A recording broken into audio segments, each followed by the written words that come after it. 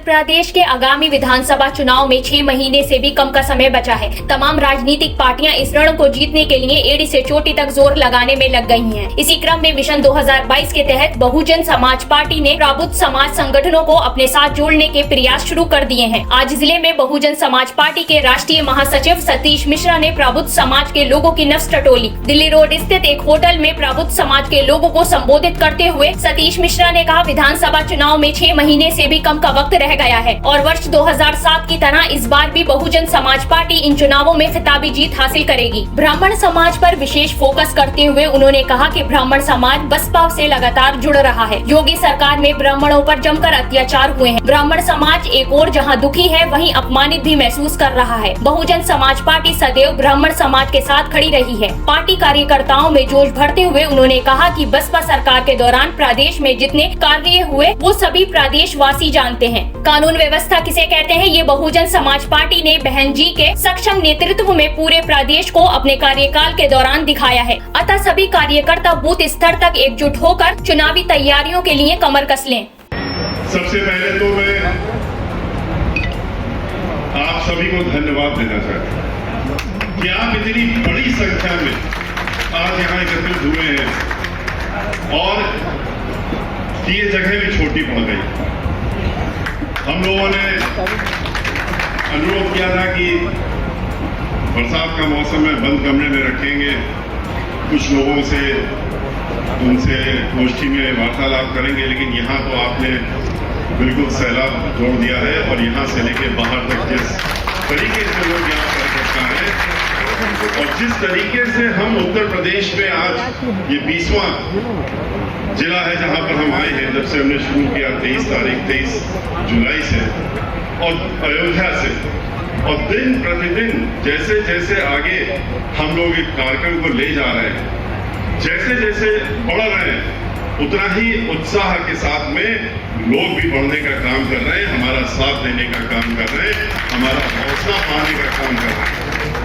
और इससे ये बिल्कुल साफ नजर आ रहा है कि सन 2007 में जिस तरीके से बहुजन समाज पार्टी के साथ में जब 2005 में हम निकले थे आपके बीच में, पूरे उत्तर प्रदेश में आपके जिले में भी आए थे और जैसे जैसे आगे बढ़ रहे थे, इलाहाबाद से शुरू किया था, आगे बढ़ते गए और लोग जुड़ते गए और लोगों खास तौर से ब्राह्मण समाज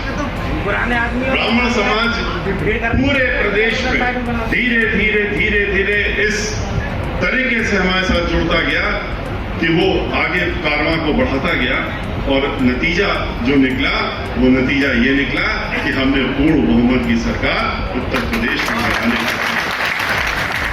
ब्राह्मण समाज अलग अलग अपने को बांट के रखा हुआ है, कई तरीकों से बांटा हुआ है, क्योंकि अगर इकट्ठा हो जाएगा तो 16% ब्राह्मण समाज की संख्या है उत्तर प्रदेश में, 13% तो सरकारी आंकड़ों के हिसाब से, और 16% 3 करोड़ के ऊपर जब ब्राह्मण समाज के लोग हों जिस प्रदेश में, वहां पर जिस तरीके से उनके ऊपर उत्पीड़न हो रहा है और जिस तरीके से उस समय भी याद करिए समाजवादी पार्टी की सरकार में जिस तरीके से हमलावर थे वो खास तौर से ब्राह्मण समाज और दलित समाज के ऊपर ठीक उसी प्रकार का मंजर आज देखने को मिल रहा है कि दलित समाज और ब्राह्मण समाज उनके निशाने में।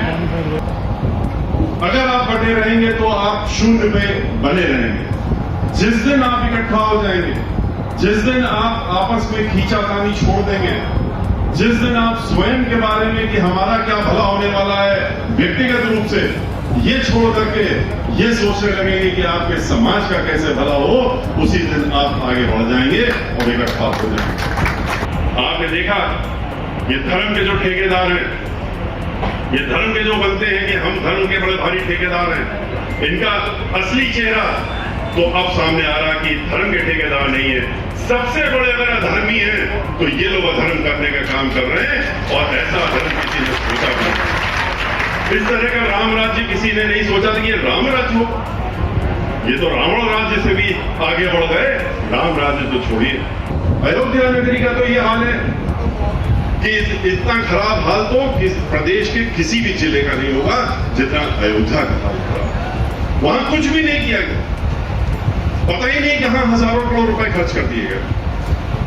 भगवान श्री राम के नाम पे, आपने मंदिर के नाम पे सन 93 से लेके आज तक विदेशों से लेके देश से लेकर के अलग अलग संस्थाओं में अपनी रुपया इकट्ठा करने का काम किया, और एक तो नहीं, लाखों करोड़ रुपए आपने इकट्ठा कर लिए। और जब सर्वोच्च न्यायालय ने निर्णय दिया और निर्णय देने के बाद जमीन मिली, तो आप फिर से झोला लेके चल पड़े, हर घर में झोला लेके पहुंच गए और झोला फैला के कहने लगे हमको रुपए दे दो, हमको मंदिर बनाना। भाई आपके पास जो पैसा लाखों करोड़ रुपया है वो क्या कर रहे हैं?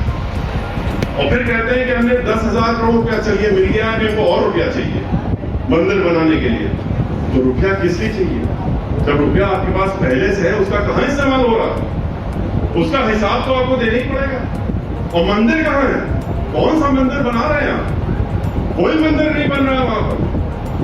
हम तो स्वयं गए वहां पर, खाली 5 अगस्त को एक साल पहले एक बड़े शान शौकत के साथ में लगभग 200 करोड़ रुपए खर्च करके उस प्रोग्राम में 4 ईंटों का पूजन हुआ था। कोई भूमि पूजन नहीं हुआ।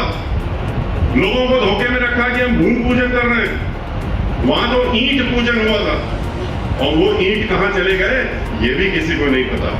News desk INN।